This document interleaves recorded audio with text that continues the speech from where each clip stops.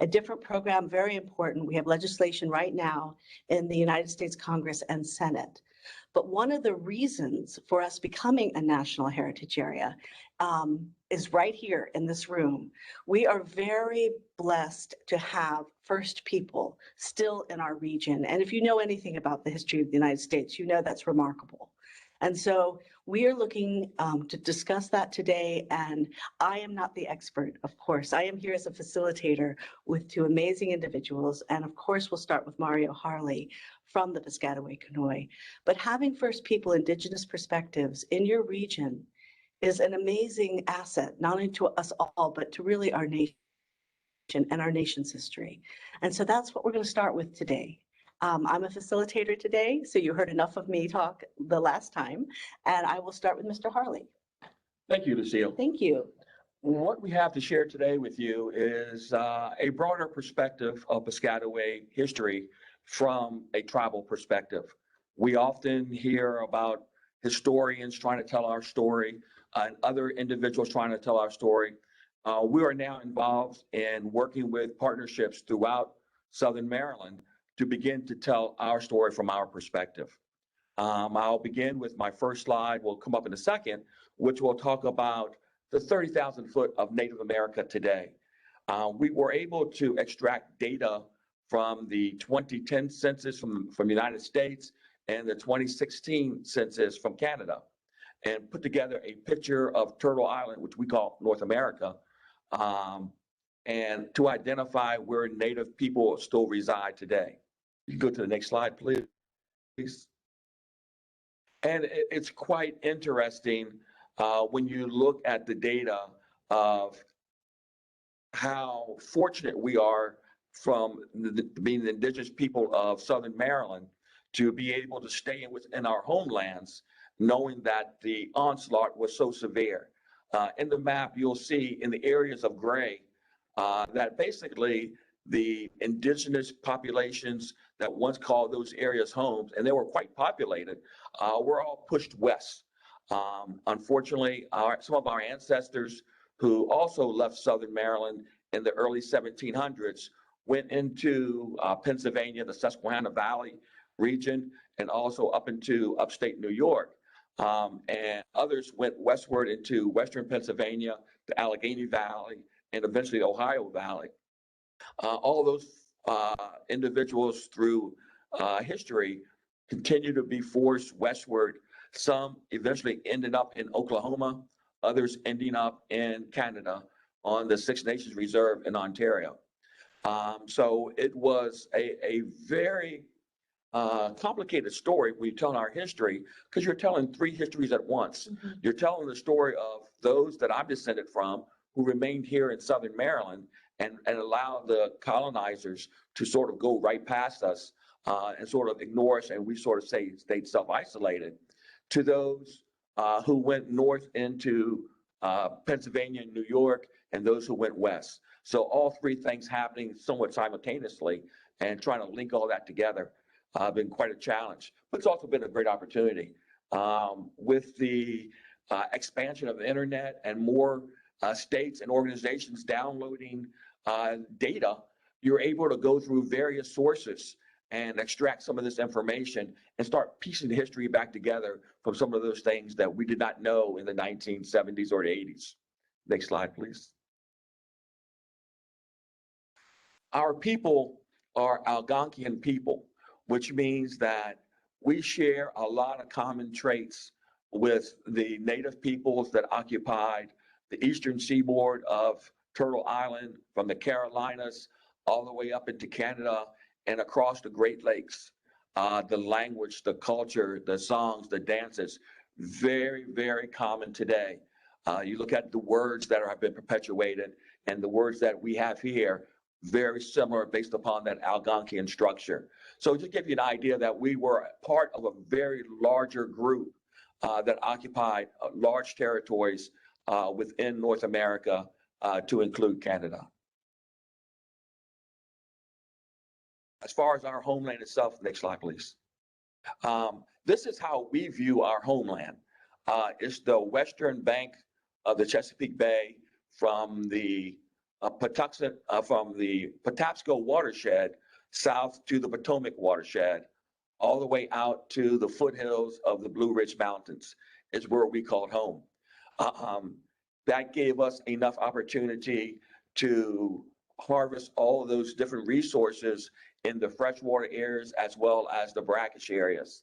So it gives a wide variety of food sources to sustain our people, as well as a little bit milder climate and a longer growing season, because we're sort of below the fall areas in this region. And that's where we sort of perpetuated and made our villages. Thanks. And these are a few of the major tribes that made up our confederacy. We were a loosely knit confederation of tribes along the major waterways that most people still recognize today: the Patuxent, the Potomac, the Wicomico, the Mattawoman, the Portabec, the Anacostia. These are all tribal names that have been a little bit twisted or anglicized, but the core, the basic of that still remains in our language today. This is where we stood by each other and supported each other, and utilizing the rivers as being the point of connection. When you look at the Patuxent and the Anacostia and the Patuxent, they all sort of come together up in what is now Howard County. So there's a lot of land bridges that connect these waterways that you would not have to go all the way down the Potomac and go back up. Those connections are there, as what currently some of our major highways that are utilized today. Next slide. And we're looking at what was the ideal place to create our village. You'll go through the history books and you'll see a little dot on the map that says this was Mayone, this was Wicomico, this was Patuxent, this was Mattaponi. And yes, that is where the housing was. But you got to look at it a little bit larger than that. We had along the waterways, which you always had your fish market. Every town has one. Level riverfront soils where you had your farming and you had your produce. You had freshwater marshes. We had wild rice, tuckahoe. You had your medicine plants that you could be extracted. The forest is where you would go and harvest the four-leggeds, as well as gather nuts and berries, as well as collect medicines. And then clay was a major part. Clay was the feature that allowed our people to create pots and store food and seeds throughout the seasons. That allow us to expand our villages and also have enough food to be able to trade out to help others in needs. And then you're also looking for safety. You always don't want to be on the river, the primary areas. Those little inlets and bays and cutouts provide a level of safety. The water's calmer, and it's a little bit easier to get along. So every place in Southern Maryland did not have these resources, but those that did, those would you would see our villages. And those were some of the basic criteria that we always look for, and our ancestors utilized to the maximum effect. Next slide. And when we go through history, we had initial interactions with the English in 1608 when John Smith came up and sailed into our homeland. But it was 1634 when the Calverts settled at St. Mary's. And over those next several decades, multiple reservations were set aside for our people. We would continuously provide land to the colonists, and they would take more and more. And I guess the two that I wanted to highlight of the many reservations was the Chopticot Reservation, or the Calvert Manor, or Calverton. It had multiple names over the decades, but it was basically on the Wicomico River and the Chopticot Bay. And this was created about 1651. And it was kind of interesting when you look at the writings from Captain John Smith. When he sailed into Patuxent, he identified it as one of the largest, most populated regions in the Chesapeake Bay. By 1650, however, the colonial government decided it was in the best interest of the native peoples along the Patuxent to relocate them onto this new reservation called Calvert Manor. And by the time they got into the 1670s, it was identified that you could hardly see a native person on Patuxent. They were that effective of removing our ancestors out of that area. And when you look at it in today's terms, that initial effort to force the people out of the Patuxent River area onto the Chapco reservations would be very similar to what we know today as the Trail of Tears, where native people were forced to pick up all your belongings and relocate to another area. And when they got there, you're looking at a policy called allotment, in which each individual family was given 50 acres of land. And that is what we call that allotment process, in which in the 1930s and 1940s was a disaster to native people.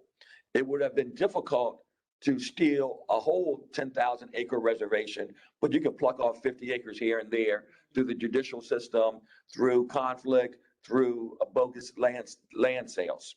So that was occurring here. So those are the kind of things in history that need to be brought back to life. Knowing also this was 1651, this was one of the first. When you look at the Virginia reservations, they were established 1658 timeframe. So the advantage or the disadvantage by you look at it, their reservations in Virginia has been constantly occupied by native people. Ours were taken from us many, many decades ago. But this is sort of the story of our history being a melting pot. We're almost like the Forrest Gump of American history. We keep popping up all these different places, all these different policies that has been tried throughout the American experience. And you can go back into Southern Maryland history and see where that was tried and how the disastrous that was for native people. So those are the kind of things you have to, how you look at it. Throughout the Revolutionary War and all the way to the Civil War, we pop up here and there. And that's sort of the fascinating aspect of conducting history, of doing this kind of research and having that oral history passed down to us from elder to elder, from ancestors down. These stories are there. And then when you're able to go into records, Maryland State Archives, Pennsylvania Archives, Ohio, and so forth, and find those records that supplement what we knew from oral history, it's a really rewarding thing. But part of that record is what we do in the archaeology world. And I guess I'll give Julia a few moments to talk about the archaeological experience and validating some of these experiences. Thank you, Mario. That was really wonderful. And I could have let you go on. I know. So thank you, Louise, and thanks to the Patuxent. Close. No. It's a private joke. Yeah. Dr. King always calls me Louise. I always correct her. It's what we do. Lucille. And thanks to the Patuxent Partnership for hosting this today. I was at a wedding this weekend where I sat with a Louise, by the way, and I think that's totally fine. So I'm an archaeologist, and I am actually originally from Maryland. I'm from Anne Arundel County, and I've been working on Atlantic world history in this region since I got here back in the 1980s. And I became involved in Piscataway history and Piscataway archaeology, I guess, in the 1990s when we did some work at Indian Head at the Naval Surface Warfare Center. And I'm not sure if it's even called that anymore. But close enough. And so one of the places, we've looked at a number of places. A lot of these places are noted in oral history. And we go there, one, to see that they get preserved, because there's an incredible record in the Maryland State Archives. There's an incredible record in the National Archives, but there's also an incredible record buried in the ground. And that takes different skills than necessarily that you would find if you're looking at the documents. I'm going to show you a couple of slides of places to give you some sense of how archaeology goes and how it operates. so that you can sort of become a junior archaeologist. I'm going to focus on some of these Piscataway sites. I want to point out that these sites, because it is a lot of, it's labor-intensive work, that a lot of the work that we've done has been funded by very generous granting agencies, including the National Endowment for the Humanities. The Maryland Historical Trust has been absolutely fabulous with both of the projects that I'm going to talk about here, and also by private donors, including especially Mike Sullivan and his wife Laura Sullivan from Charles County. So in this image you see, and Mario had mentioned Sikawakamakko earlier, and you can see it's got a long occupation, 1000 BCE to 1600 CE. And this is in St. Mary's County. It's on the Wicomico River. Wicomico is a word that means like neighborhood or a place people live. And if you look at this image, you can see today it's a large farm. It is preserved, and it has been placed in a trust. You can see on the right-hand side how white the ground is compared to the other side. And that is because of all the oyster shell over the centuries, all the oysters that were brought there and harvested by Indigenous people. Can we go to the next slide? And this gives you a sense of it close up. I mean, this was a site that I worked on with my students. It was, we brought back literally huge bags full of shell. Now, we don't keep all that shell, but we process it and weigh it, and we keep the whole pieces. We don't necessarily keep the fragments because there's a lot of environmental information in those shell, and we can track that information. It can actually be used to learn about Piscataway history, to learn about environmental history, and in an era when we're facing climate change challenges, it can be very useful. You can see on the left, it's a shell midden. A midden is basically a place where things have been discarded. So you can see all the oyster shell there, and then you can see on the right where students are washing the oyster shell. And in addition, and mixed in with this are some other artifacts, but boy, the shell at this place, there were very few animal bones. And oyster shell preserves animal bones very well. So the fact that there are not many animal bones there suggests that this is a large town that was occupied for centuries. That was a place where people came to process oysters. And so you get this sense of people moving around the landscape. And I will talk a little bit about the landscape in a minute. Next slide. This is one of our students at Sikawakamakko. You see the Wicomico River in the back, and she's digging a hole that you can see just cut off in the foreground. We call these shovel test pits. And even just excavating these tiny holes, about 1 foot in diameter, about 40 feet, 25 feet apart. Well, these were actually 50 feet apart. We still ended up with all these huge bags of shell and artifacts. This is an extraordinary site. Next slide. And here's some of the students. One day I took them out there on a very cold winter day, and I think they were hoping that I would have mercy on a cold winter day. But and normally I would, but you know, the academic schedule, we had to go. So you can see 3 students gathered around one of the screens where they've been digging one of these shovel tests. And the student on the right is holding in his hand a projectile point. The tip is broken off. It's made of rhyolite, which is not local to the area. It's coming down from the Blue Ridge Mountains, which gives you insight into trade. And this is a very ancient point. And so this really speaks to how Sikawakamakko is a place that is revisited over and over. It is a known place. Next slide. And then we take that data and we look at where things are clustered, right? And on the right-hand side, where all the white was, and in this drone photo, you can't really see the white as well, but on the right, where all the shell was concentrated, there were a lot of ceramics. And on the left were a lot of points, which suggests that there's probably hunting and then more living over here. Now, this may seem like pretty not huge revelation, but as you start to get this for the larger landscape, you really get a sense of how this landscape was meaningful to Indigenous people in this period. And this property, as I said, is now preserved. We know that John Smith saw it. He records it on his map in 1608. It appears that the site is that the Sikawakamakko withdraw from the site. I don't like to use the word abandoned, but they withdraw from the site and they do not return. And of course, the invasion of the Calverts.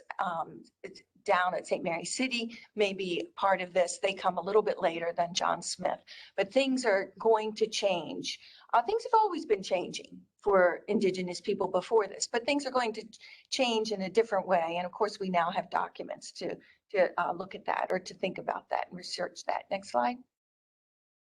I want to also talk real briefly about Sakaya Fort, also a property that has been preserved. It is actually, the land is now owned by Charles County government. And this is a little bit later, 1680. Remember that John Smith was at Sika-Wacomico in 1608. This is about 70 years later. And during that time, the Piscataway don't disappear. They become critical to the Maryland government. And to understand Maryland history, you really need to understand Piscataway history. And one of the places, the Piscataway were under a lot of stress, both by Indigenous communities coming down from Pennsylvania, the Susquehannock, as well as the English. The Europeans were just taking land right and left. And they weren't taking it necessarily legally. They were taking it through all sorts of means that, they would just move on to a piece of property. So during one of these periods of unrest, the Calvert government moved the Piscataway. They wanted to protect them. So they moved them to Zakaya Manor, which was Charles Calvert's manor. Charles Calvert was the third Lord Baltimore, the only Lord Baltimore to live in Maryland. And by the way, he lived at Patuxent River Naval Air Station. He lived on the Patuxent River. And so he tries to get them to move to the Eastern Shore, and the Piscataway saw that as a ruse to just get them out. And so they were like, no. And then he tried to get them to move out, in with the Mattawoman, and the Mattawoman didn't want to vacate their land up on near Indian Head. So they ended up moving to a place in the woods, their traditional hunting ground, south of Waldorf. Next slide. And this site, you can see some of the artifacts that we've recovered. There are bits and pieces of pottery, there's tobacco pipes, there's little pieces of copper, there are glass beads, there's pieces of flint. None of this stuff is necessarily, great artistic quality, but it is of great informative quality, right? It tells us that people were here. Next slide. And then here are some of the students from St. Mary's. This was a project was funded by the Maryland Historical Trust in 2014. And you can see the students excavating larger units as opposed to those shovel tests. Now they're excavating these 5 by 5 foot units. They're screening the soil. And on the right, you can see that they're recovering lots of native ceramics and they're recovering tobacco pipes, some native made, some English made. And so one of the interesting things about the native ceramics, to the trained eye, they're made very differently. They may all look similar if you don't, they look like little bits of clay, but actually we can identify what anthropologists call learning communities, women potters who use certain kinds of material to temper the clay to make it stronger. Some use shell, some use grit, some use sand, and you can actually, and these women were trained by their mothers and other women in the tribe. And so you can start to get a sense of how many of these quote learning communities are together, and then possibly even identify these with groups that are identified in the historical record. But again, you can see this material, while it's kind of all broken up, is still really valuable and useful to archaeologists. Next slide. And just so that you can get your junior archaeologist award for today, I want to show you this image that I'm going to interpret for you in a minute. On the right is a glass bead, a very unusual glass bead that would have had great meaning to probably the Tayak at Sakaya Fort. This is at Sakaya Fort. And then on the right, if you see that green item that says CC, it's bent, but it's part of a pipe tamp. In other words, you use it to tamp your tobacco into your pipe.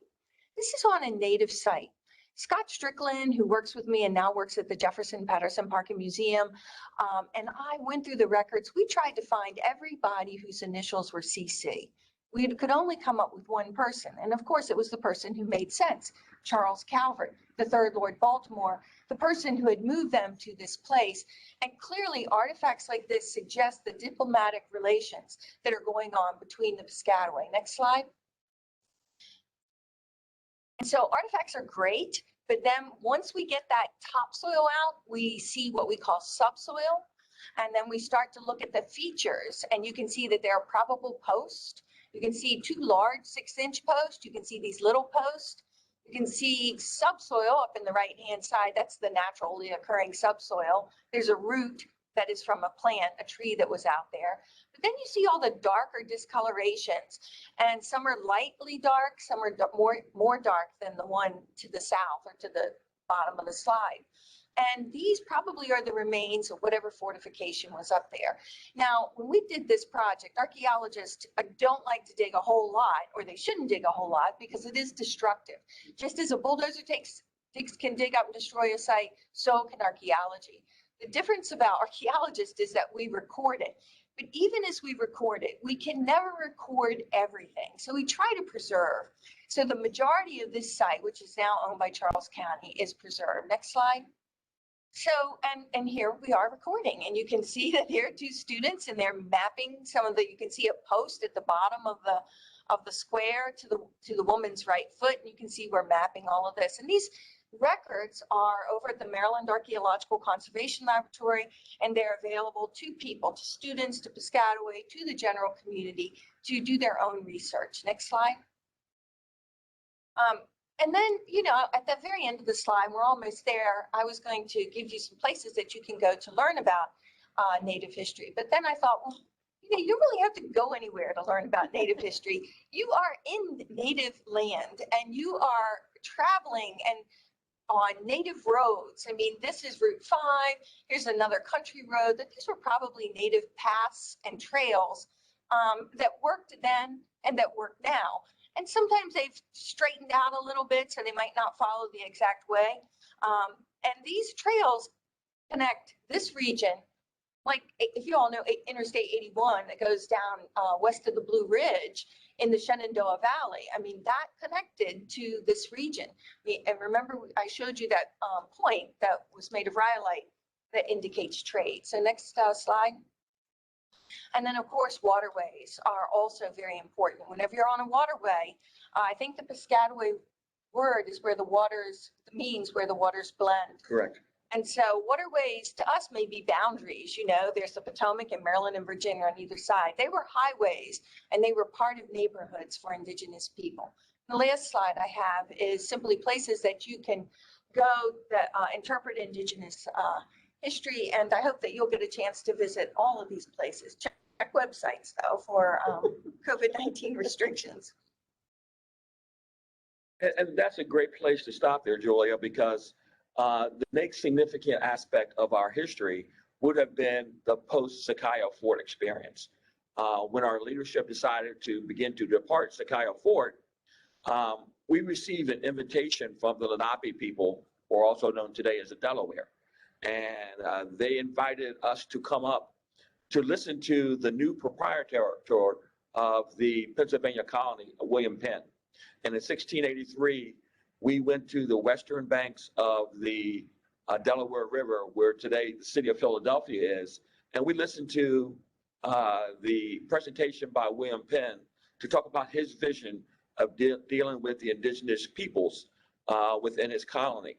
And it had to be inspirational, because when they came back and listened and spread the word about what they wanted to do, our ancestors decided to begin to depart. Some of them decided to depart to the Pennsylvania colony. Initially, the Tayac went out to the foothills of the Blue Ridge Mountains near Leesburg, Middleburg area of Virginia today, around 1692.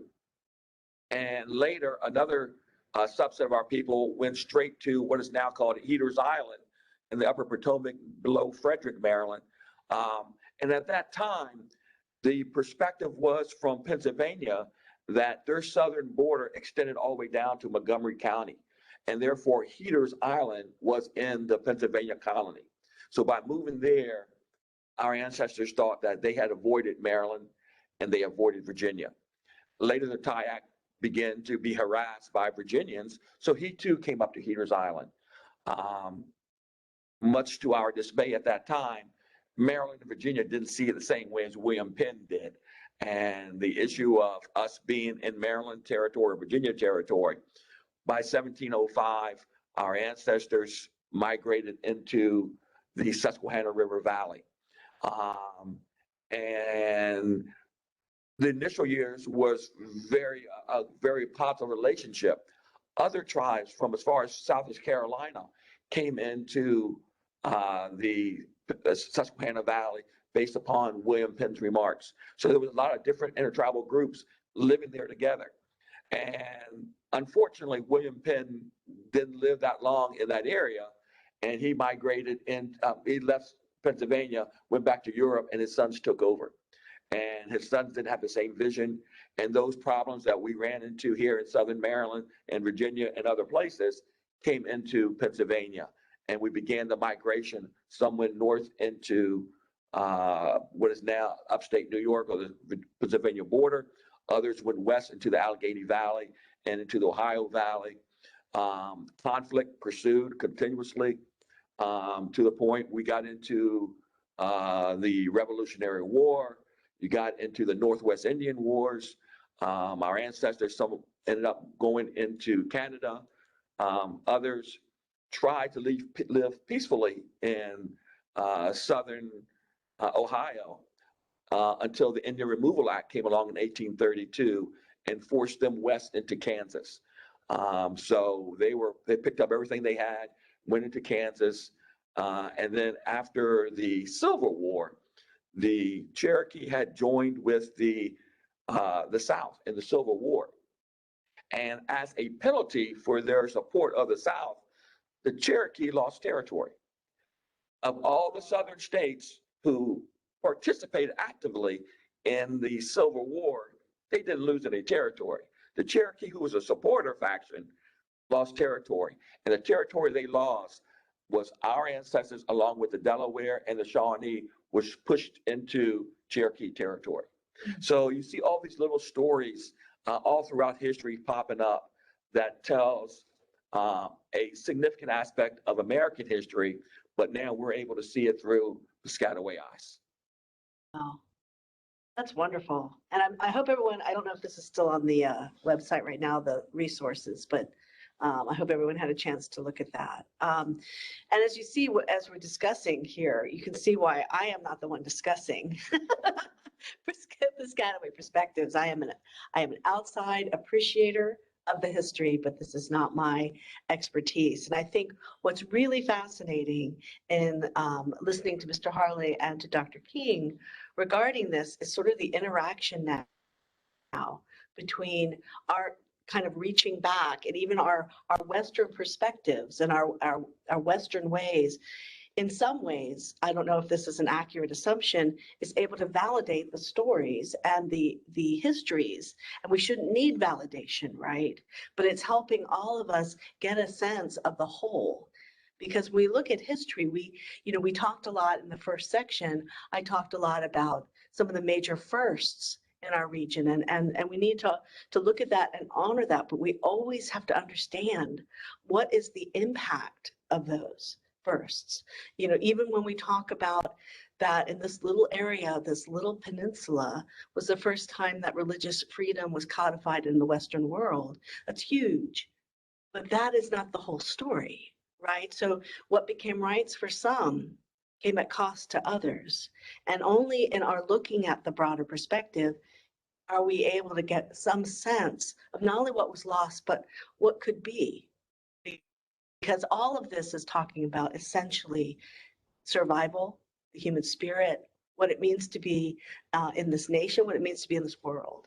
And so in talking with both of you, I think of all of these questions that I want to ask, but this isn't just my show. We also want to be able to open up to others to ask questions. But one of the things when I look at this is when did you, Mr. Harley, feel that you could start expressing, when was it safe to start talking about being Native again? When was that safe? Great question, Lucille or Louise. It's an alternative. Let me start with this. When I was a child going into school, first grade, I remember my mom setting me down and saying, never tell anybody you're Piscataway. Wow. And she said the same thing to my brothers. And if they say you're this, nod your head, yes. If they say you're that, nod your head, that. It wasn't until the civil rights movement came along and different groups all across the nation began to stand up and claim their identity publicly. And then our ancestors did the same thing beginning in the early 70s. And it wasn't until that time frame did we see change and become to publicly begin to come together as a tribe. At the same time, identify ourselves as Piscataway, who still remained within our homeland and claim that history again. When you're bringing together peoples who have been self-isolated for 200 years, since the early 1700s, our people remained here, many remained here in Southern Maryland, and we moved to those areas, the swamp areas, those less desirable from the farming aspect. And we made our lives in our own small areas on farms or on the waterways. And that was our lifestyle up until World War II. Oh. And that was the biggest change that we had, I would say, in the 20th century was World War II, because prior to that, fathers and sons were together all the time, learning, passing down culture. Oh. Mothers and daughters passing down culture. World War II, DC opened up and there were jobs, there were employment opportunities. The city expanded, suburbia expanded. And now what you had is our parents and our grandparents were going into the cities to get jobs. And therefore they're not with the children all day. So they had to decide how to support their families economically and pass on the culture at the same time. So that was a significant change. The children started going to schools in the 1950s. That became a change. My parents went like 6th grade and that was it. That was the age in which our own people were able to train our own students. They didn't go to the public schools. There was Jim Crow laws in place and they didn't go to those schools. Wow. And that is not to say everybody didn't, because if you lived in this region of Charles County or this region of PG County, you had different experiences. But those are the kind of things we start pasting together in the 1970s of how we survived this period of time. And we were successfully able to identify so much aspects of the culture, of the arts, and we're still pursuing some of those blanks. One major blank we're trying to fill in now is the language. A lot of our language has been lost over the centuries, but the good news is, being Algonquian based, and you saw that earlier map, there are a lot of people who still speak that language that we can go back in and piece things together. It's not as, you just can't go and use the same sentence structure as you do in English. It's very much gender based, and it's compound words. So realistically, I will never have a conversation in Piscataway, but maybe my grandkids could. Wow. Because, you know, we're doing all that baseline foundation work now that hopefully when they come up, it will be a second language to them, if not their first. Wow, that's so interesting. And again, I promise you all that are watching, you'll get to ask some questions in the chat. But I have one other quick question with Dr. King. When you began working from the archaeological perspective, my understanding, your reputation is excellent in the region because you're so respectful and work directly with Native people. And so how does that work in archaeology? If you find a site and you want to be respectful of that site, how do you manage that and bring in people who are, you know, native to that site and say it's okay to dig? Well, Mario knows archaeologists haven't always been respectful. No, I know. Yeah. It's been a long time coming, and there are still maybe some old school archaeologists, and they're not necessarily age older. They can also be age younger, but Right. you know, they don't you know, fully appreciate that archaeological evidence doesn't belong to them.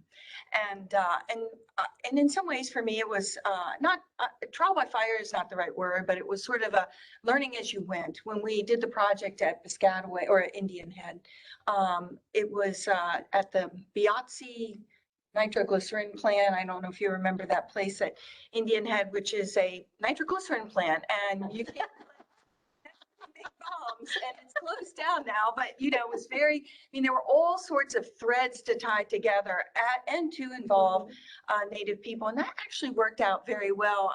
We had a great open house. This was like back in the 90s. There is a field now in archaeology, and most archaeologists, I think, are at least aware that these changes are happening. A field known as Indigenous archaeology. And for a long time, it was mostly practiced by members of settler communities like myself, you know, people who are not Indigenous. But if you go on Twitter and look under Indigenous archaeology, you find that there are just more and more Native people who are becoming archaeologists. There are not so many in this area. So one of the ways that I try to work with tribes, and it's always a learning experience, and I turn to my teachers at all times, is through a collaborative archaeology. There are also all sorts of little political issues like the federal and state recognition. Because federal recognition, I work with tribes in Virginia, and some of them are federally recognized, and by law, you are required to do things a certain way. You know, with this state, you can invent it more with the people that you work with. And so, but this field, Indigenous archaeology, is really opening up. And I have to tell you, many people, there's this law called NAGPRA, Native American Graves Protection Repatriation Act, which archaeologists were tearing their hair out.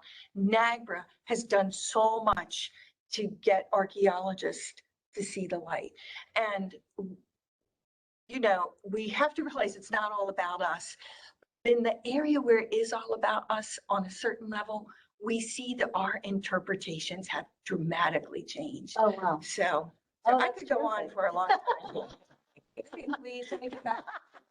I do. I think I'll be Louise in the next segment. I think I will. And you have a book that you were. I do. And this book is called, and I don't know if everybody can see it, but it's a booklet that was funded by a businessman in Baltimore, Gordon Croft. It's called The Search for Sakaya Fort, Tracing Piscataway History on the Ground.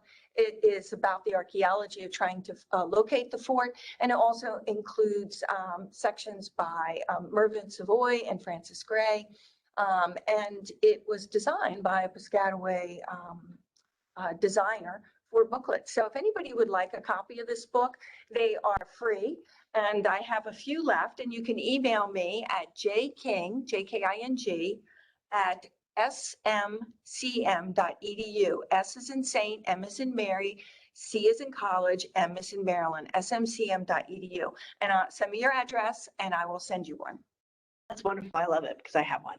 I'm looking at the time. It's about 15 minutes before 12, and I could, of course, go on, but I do want to open up in the chat if there is anyone with some questions specific to our topic today, because what we do as the Southern Maryland Heritage Area is we are about heritage tourism.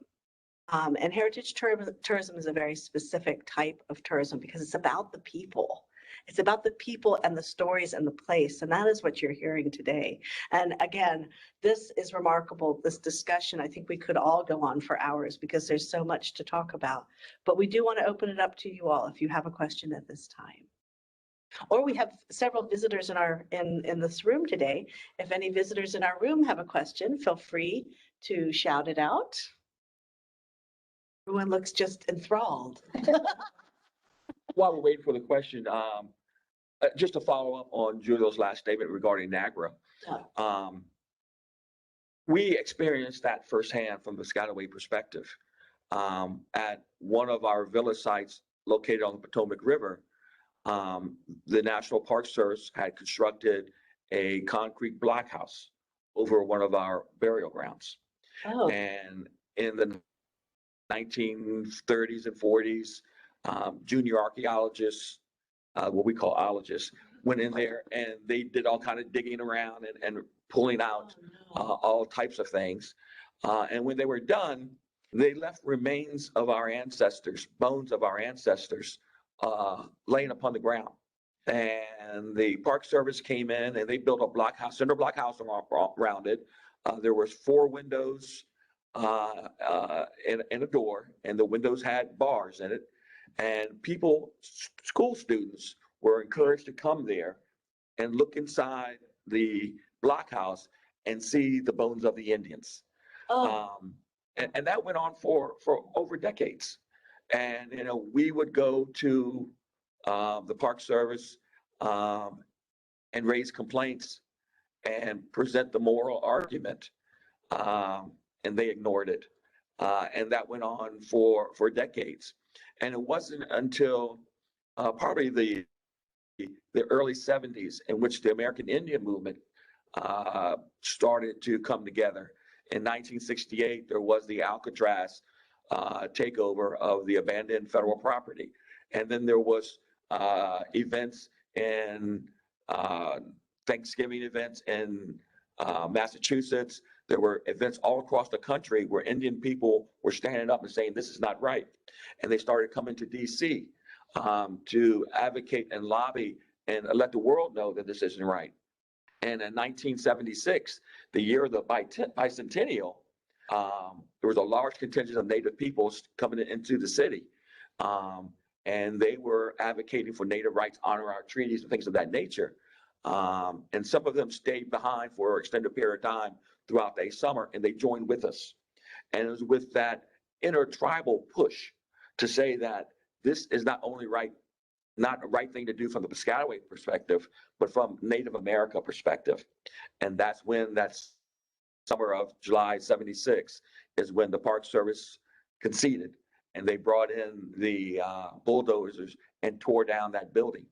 And we were able to be there to reinter our ancestors, conduct ceremony, and replace them back into the ground in a spiritual way.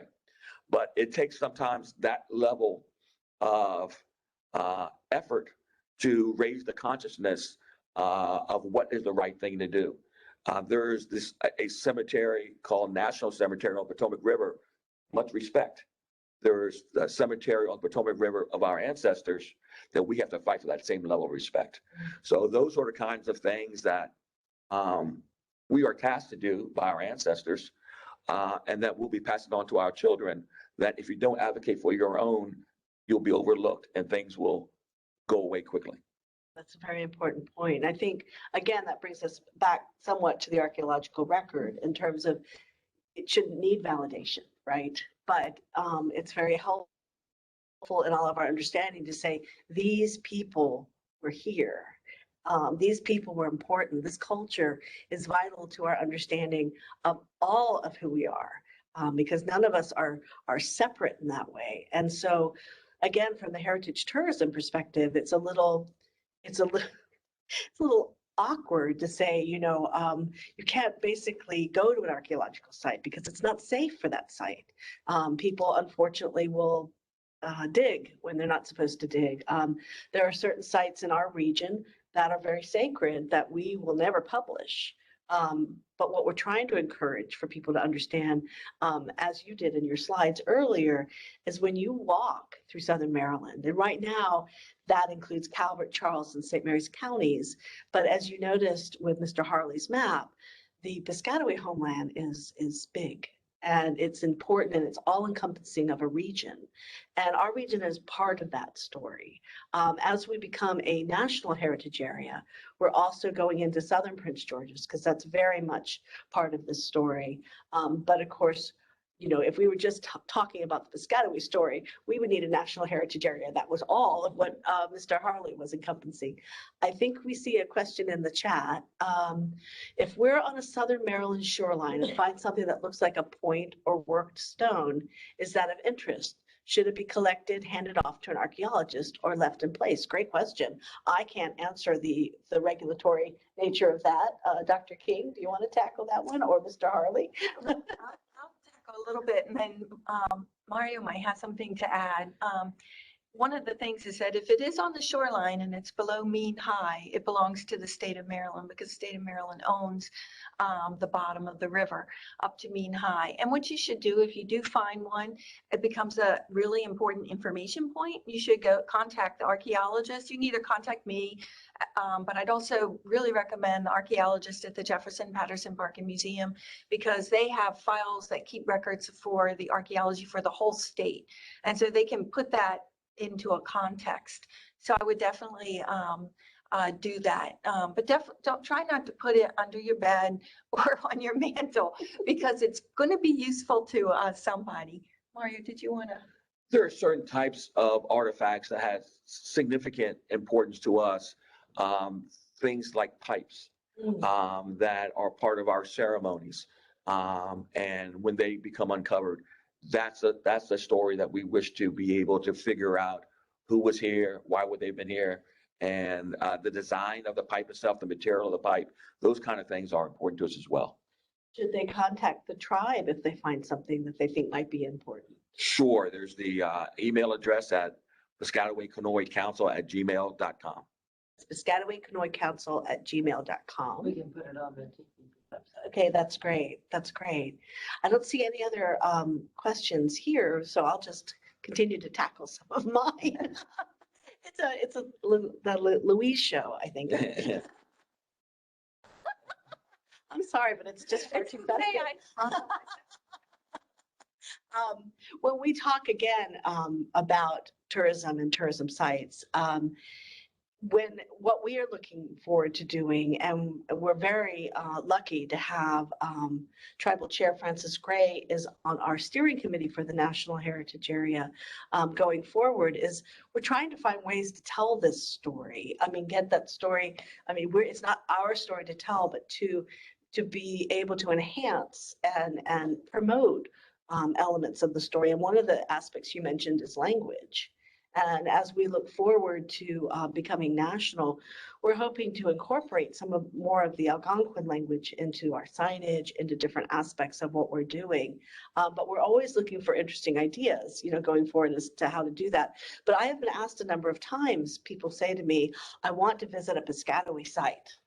And I'm like, you're standing, just what you were saying, you're standing on a Piscataway site. So we're also looking ahead digitally. How can we convey, through websites, apps, whatever we end up developing, my dream, of course, and I know we're talking to a very intelligent group out there that do lots of tech development.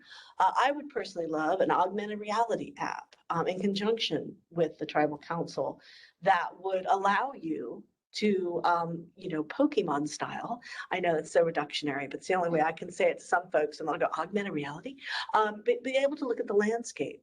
And you see the landscape, the beautiful landscape. But then what if you also see tribal activity? What if you also see different aspects happening on that landscape right now? And I think that will also help. I mean, there are many ways we can do this. It's just an idea I had. And please contact me if you are an app developer listening right now, because we are looking ahead. But those are the kinds of interdisciplinary aspects of what we're doing. And I notice our time is getting short. If there aren't any other questions that you all have for us right now, I hope you will reach out. You have both their addresses and they're going to put it on their website. Mine is also lwalker@tccsmd.org. That's my direct line. You're more than welcome to use it.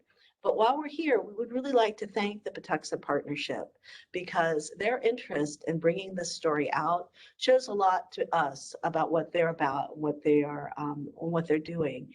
And I know we have Bonnie Green is here. I don't know if she wants to say a couple of words. This is your speaker series as well. I just want to thank you, Lucille,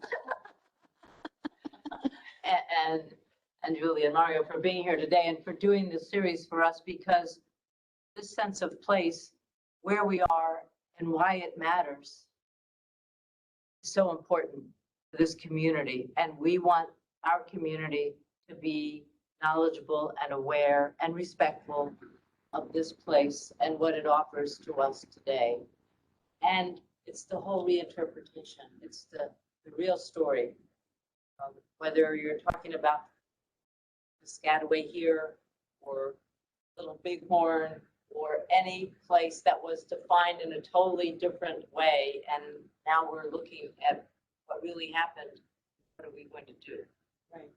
And what it means, exactly. Thank you. And what it means for all of us, because we really can't have a full understanding until we have some idea of the full picture. And, a well-rounded history is a hopeful history. I really believe that. And I've learned that from two of the people sitting here beside me. So thank you all very much. And any other questions from our group here? No, just want to say thank you very much. We don't get an opportunity too often to share some of our culture, some of our history. So when that does happen, it's great to let the community in Southern Maryland knowing that we are still active within our homeland, and hopefully we have many more great things to share. Oh, you do, and hopefully we can drag you into more good things to share, sir. And also, Dr. King, do you have any final words? I want to thank you, Lee, for allowing me to have a senior moment in public. And the Patuxent Partnership and Mario for letting me join you all today, because this has really been, every time I listen to you, Mario, I hear something new that I have to process and think about. So thank you. And I hope that our audience is jazzed about the history and the modern period that is Southern Maryland. Yes, no, absolutely. And don't forget, we have a website, destinationsouthernmaryland.com. Go to that as a reference point. But we're a facilitating organization. We are here to bring you to the stories. We're not always the people that tell the stories. And we're just so grateful for the opportunity to have this today. So Lucille, just to get the last word. Uh-oh. Funding that's become available through CARES Act and others, you might come up with an incentive for someone to look at the augmented reality is a critical part of what happens every day at Pax River. I'm sure. There are a lot of people. That's why I put the plug Think in. about it, not just as Pokemon, but when you're watching, the skiing competition and they're showing you all that stuff, maybe there's a student out there or someone who works for one of the companies here who would be interested in working on an augmented reality app. We'd love it. Something interactive like that, because I think that would be great for tourists in the schools and everything. And from the tribal perspective, we have some of those shovel-ready projects ready to go. We're just looking for that type of computer skill to be able to take the data that we have, the history we have, and turn that into something interactive that the children can go to a museum and touch buttons and learn about Piscataway history, Piscataway language, and things of that nature. So, Mr. Harley, you've given me an idea. So anyone else out there we're also looking for funding. So we have a lot of projects, and we would love to talk to anyone who has an idea or has some ability to help make this idea prosper. Or want in-kind services. There you go, sir. So we thank you. And any apps going forward that regard the Piscataway, believe me, we will not be processing without the Piscataway Conoy Tribal Council. Great. Thank you. Thank you. Thank you all. Have a great rest of the day. Thank you. We enjoyed it.